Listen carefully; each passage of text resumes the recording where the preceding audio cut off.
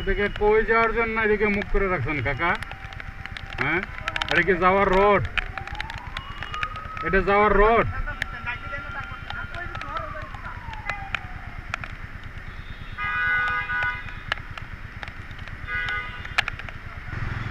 এই যে উল্টা দিকে রিক্সা যায়, আবার নো এন্ট্রি যে রিক্সা যে রোডটা সেখানে রিক্সা দেখা যায়।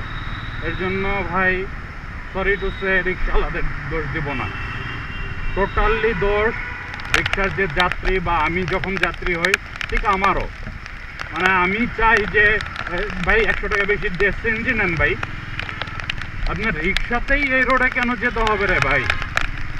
সিএনজি নেন, উবার নেন। মানে আপনার কাছে টাকা নাই, গরিব বাসে উঠেন ভাই। এটা বলতে শুনতে খুবই খারাপ লাগে। এইসব রোডে আমরাই চিল্লাই যে রিক্সা কেন ঢুকে, ওরা গরিব মানুষ কি খাবে? আরে বাবা, ওর জন্য তো এলাকার রোড সিলেক্ট করা আছে। এই উল্টা পথে আসবেন, আবার আপনারাই বলবেন যে ওরা গরিব মানুষ কিভাবে খাবে। আরে ভাই, আগে আপনারই ঠিক করেন।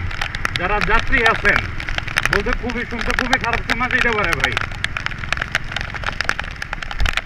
অনেকে এই যে অটো রিক্সার বিপক্ষে গাড়ি চালায়, অটো রিক্সায় ওলাদের গাইল দেয়, আবার তাদেরকেই দেখছি যখন রিক্সা খুঁজে অটোই খুঁজে। দোষ তো ওদের না ভাই, ওরা একটা আয়ের উৎস পাইছে, আয় করতেছে। দোষ হলো যারা আপনারা গালি দিচ্ছেন তাদেরও, যারা আবার পক্ষে গালি দিচ্ছেন অন্যদেরকে তাদেরও। এই দেশটা সবাই মিলে খারাপ করছি আমরা।